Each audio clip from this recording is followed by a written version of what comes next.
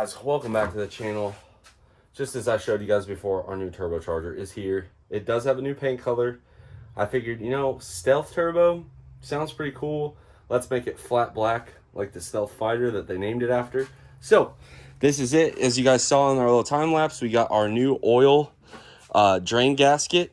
I went ahead and riveted it on. Makes it a lot easier to install, so I figured, hey, what the heck. Drilled the old rivets out, put new rivets in. We have a fresh upper. And for you guys that are curious, there's your GM part number. Same gasket for upper and lower. We have a new gasket for our turbine inlet. And then we also have new gaskets for our coolant and oil somewhere over here. But those are the gaskets that we have.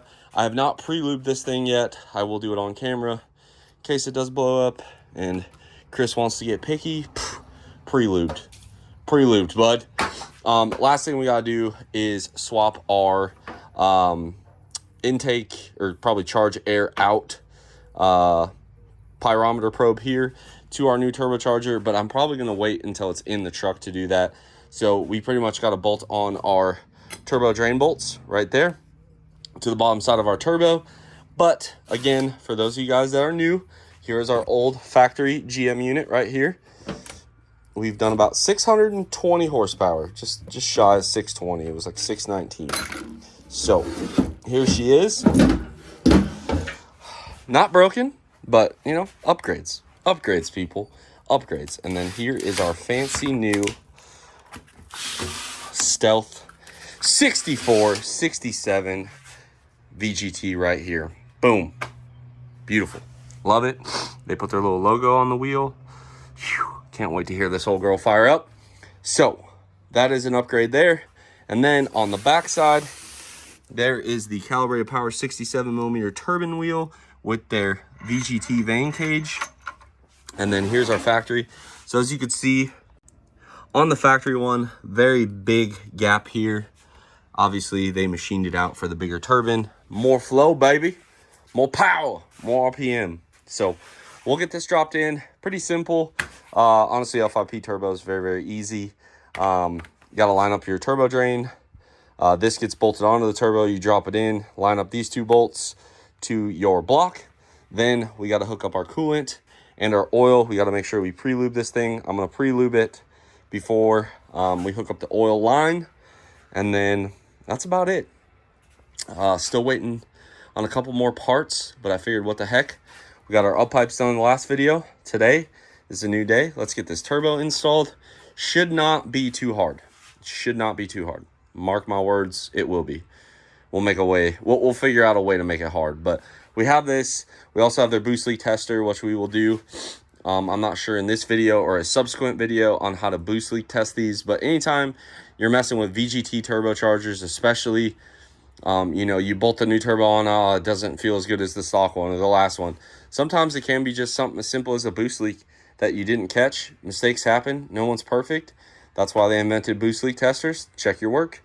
As covered in earlier videos, we already have installed our PPE up pipes, our PPE manifolds. We did kind of recon, so to speak, our turbo pedestal, which is this piece right here. Ported it out a little bit. This is our oil feed line, okay? This portion here is our CCV. We have to hook this back up. This goes on the back side of the turbocharger, or on the compressor discharge, excuse me. And then here is one coolant line. Our other coolant lines over here. Got all new gaskets for it. Big thing, don't let this coolant line get stuffed over here. It's gotta be over here. And then our turbo drain is right there. I got a plug in it, so we'll pull the plug out, and then we'll be ready to set this bad mammo jammo in here.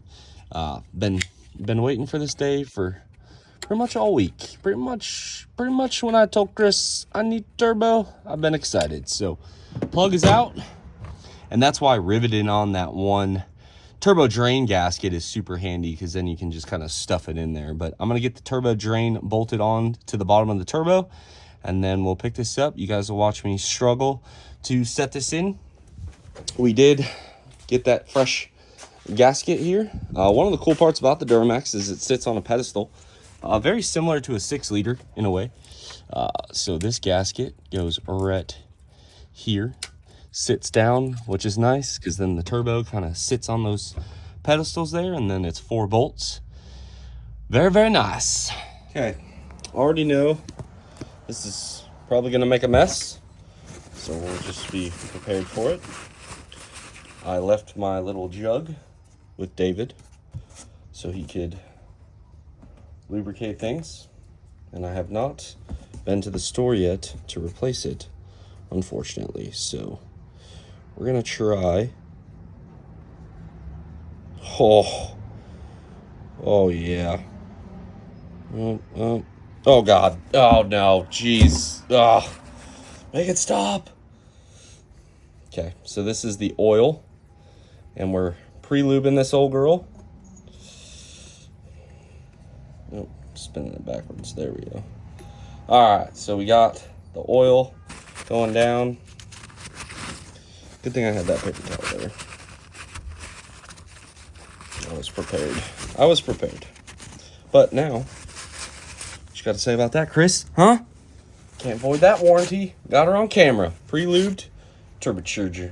All right, and then just for safekeeping, we will go ahead and spray this off here, like so. Put our little plastic. Well, you know what? That's not going to work anymore. Hold on.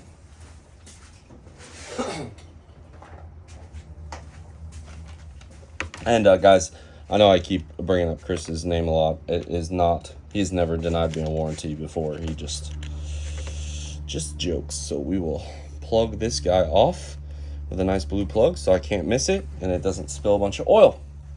Now, turbo drain on, torqued, pre-filled. Let's go.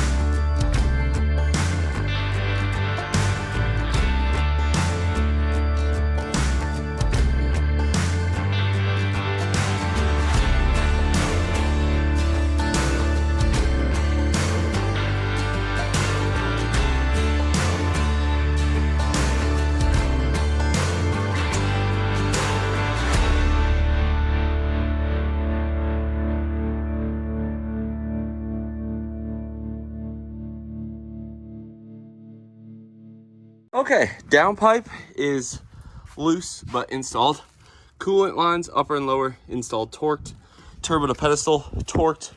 Our oil drain, torqued. Oil feed, torqued.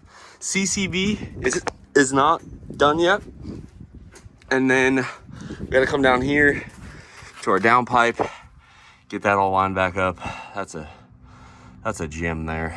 5-inch was not the move. But other than that though, we're cooking. We are cooking. Okay, we await one last part, and then we can put this all together. So we did put our heat shield back on. I did just paint it with the flat black paint. We got our heat shield on back there. I decided to leave those. I think it just looks nicer than the rails and stuff, but I don't know, I'm not sold on it. And we left this, so we have our inlets still plugged, our turbo inlet plugged. We got that plugged. We swapped the boot over, the temperature sensor. We also got all of our downpipe and exhaust bolted back together. And the reason why we did not put the heat shields back on the manifolds is we gotta do a hot retorque. I think I'll put the heat shields on the manifolds. The up pipes, no more heat shields. Those are done. So we'll leave the wheel wells out and the shields out until we do that hot retorque, and then we'll call it good. But I did get our temp sensor wire ran plugged back in, just kind of tidied up a little bit. And then we have basically the harness kind of laid out best I can. We're just waiting on that, like I said, that W, and then everything hooked up on our turbo. Downpipe is now tight up here as well. Dipsticks back in. Over here, I just kind of put the steering shaft together. I have not put the bolt through yet, but I was just kind of curious how close it is to the manifold. It does not rub. It's tight, but it does not rub. So I know that was a problem with like the Whirly manifolds that I've heard of, but this is where she sits. We'll pick this video back up in a little bit, but very happy with the progress today.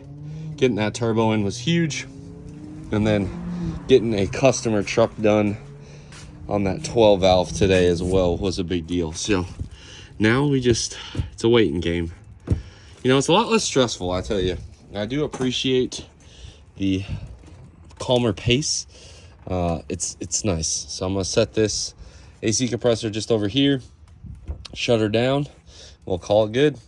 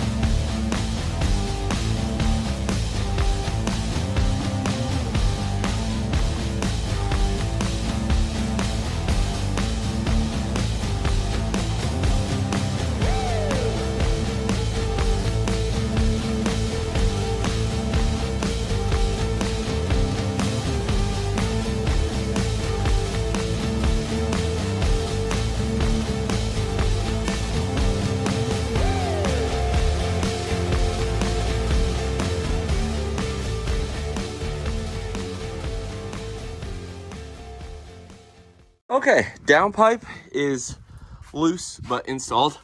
Coolant lines, upper and lower, installed, torqued. Turbo to pedestal, torqued. Our oil drain, torqued. Oil feed, torqued. CCV is not done yet. And then we gotta come down here to our downpipe, get that all lined back up. That's a gem there. 5-inch was not the move. But other than that though, we're cooking. Okay, we await one last part and then we can put this all together. So we did put our heat shield back on. I did just paint it with the flat black paint. We got our heat shield on back there. I decided to leave those. I think it just looks nicer than the rails and stuff, but I don't know, I'm not sold on it. And we left this. So we have our inlets still plugged, our turbo inlet plugged. We got that plugged. We swapped the boot over, the temperature sensor. We also got all of our downpipe and exhaust bolted back together. And the reason why we did not put the heat shields back on the manifolds is we gotta do a hot retorque. I think I'll put the heat shields on the manifolds. The up pipes, no more heat shields. Those are done. Guys, we got Cody's truck done. Now we're back on the L5P. This is our new intake manifold or W bridge, Y bridge, whatever you want to call it. My boy Jim ran that Turbo Works polishing. Absolutely killed it. I wanted something a little different. And I had him polish up a stock one. For reference, this is what they look like. This is what Jim did. We got to swap over some parts. Our map sensor relocation, I'm going to continue to use. I got to clean it out. You guys could see it kept our map sensor a lot cleaner. If you guys go all the way back to when I first bought this truck, I pulled this out at 60,000 miles. It was completely crusty. For reference, this is a relatively clean one. And then you guys look here. This is ours 30,000 miles later. The only problem now is all the soot that would have ended up on the sensor is now trapped in here. A little wire brush action, clean it out. We'll be good to go. So I'm going to swap everything over. Our throttle body, or our throttle valve, excuse me, will get swapped over. Make sure we deal with our EGR. And then I will swap our map sensor over. All I did was I just washed it out, made sure there wasn't any dirt in here. Jim's usually really good about rinsing it out, but no, you know, nothing's wrong with being a little thorough. So I'm going to get this swapped over, and then we will put our W or Y bridge on the truck. And then really from there, we'll have to put our AC back on, belt back on, our intake manifold back on, which we'll probably hold off on that because I want to do a boost leak test. But that's kind of where we're at on the project. Pick it back up, and hopefully we can hear this thing run. My goal on this video, we will get the turbo installed. I'll let you guys hear it, maybe a couple of revs, and then I need to do a couple other videos as well on this truck. We're gonna tackle the CCV reroute. We're gonna tackle some glow plugs, and then I will do like a kind of, after driving it for a couple of weeks, take you guys on some, you know, some drive along stuff like that, and let you know how this turbo performs, and kind of dial it in. So basically, this is the 4th video of the series. I'm not gonna leave you guys hanging. Y'all hear it run. And then we will do a CCV reroute video. Then we will do a glow plug removal video. And then we will do a, how does this thing perform on the street? How rowdy is it? How good do I think it'll do towing, daily driving, stuff like that. And so it'll be essentially 7 parts on this series. And then we also ordered some more parts for it. I got a set of traction bars coming for it. And then we also have a turbine housing blanket. So the folks over at Worley Custom Fab make a turbine housing blanket for the L5P specifically. The big thing is you got to take into account the actuator linkage right there. So I ended up just buying it from them. And I thought that that would be an awesome way to keep this engine bay looking clean, because as soon as that housing gets hot, the paint's going to fall off, I'm sure. So we will put the turbine blanket on. Should keep everything nice and clean, looking fresh. And, you know, just really help this engine bay kind of stand out. No one wants to look at a crusty, rusty turbine housing on this truck. And that is fully cured now. I think the EGR heat shield, once we put all that back on, will look absolutely killer. And yeah, we'll get this kind of thrown on here. I'll get you guys set up on a time lapse.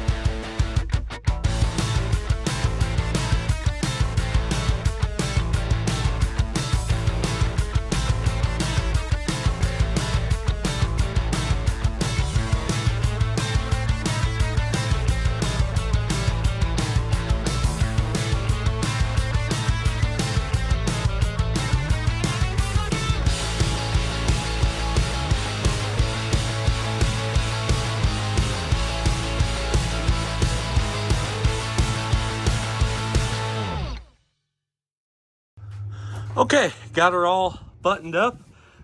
We're gonna forego the boost leak test on this video, just in an effort to keep it kind of clear, cut, and concise, but I will be doing it. Got all the intercooler piping hooked up, all of our sensors hooked up, batteries hooked back up, scared myself with the alarm. Now, the one thing Calibrated told me to do, they said it's a good idea, is we are gonna go ahead and recalibrate our actuator. We're not going on a test drive. The bolt's not even in on the steering shaft. It's just kind of loosely hooked up. The reason why, like I told you guys before, we are going to essentially get this hot and then retorque, especially like our up pipes, just check all the torque. It's a lot easier to fix all that stuff when the fender liners are out than putting it all together. So no test drive on this video. I apologize, but you guys are forewarned. Unplug our data monster and we will recalibrate this old girl. Okay, so after a little fighting, turbo vane position relearn. It was under engine, but it was way down. And there we go. So I have a feeling you're gonna need like a good scan tool, but that's it. Now I checked the oil, should be good. Fire this thing up. It's always nerve-wracking.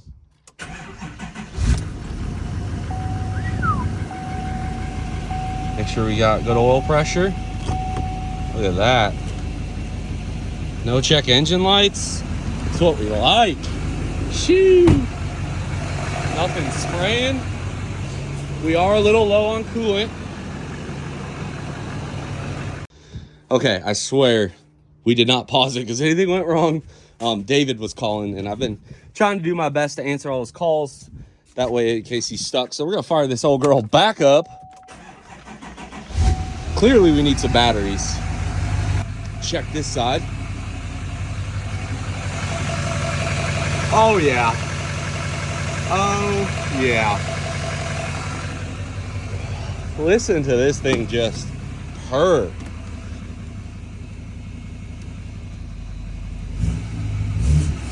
Ooh.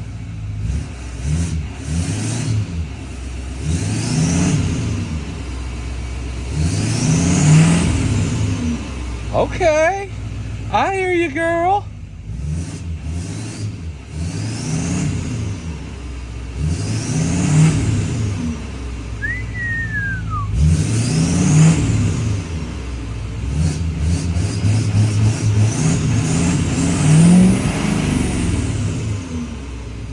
All right. Okay.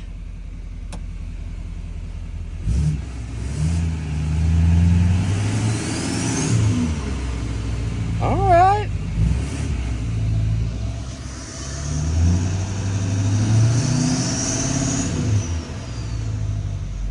Definitely a different sound. All right, guys, I'm gonna let this run. As I said before, I'll say it again. I'm gonna go ahead and just check all of our exhaust, torque, bolts, studs, make sure nothing moved, and then I will throw the wheel well liners on it and the wheels on it.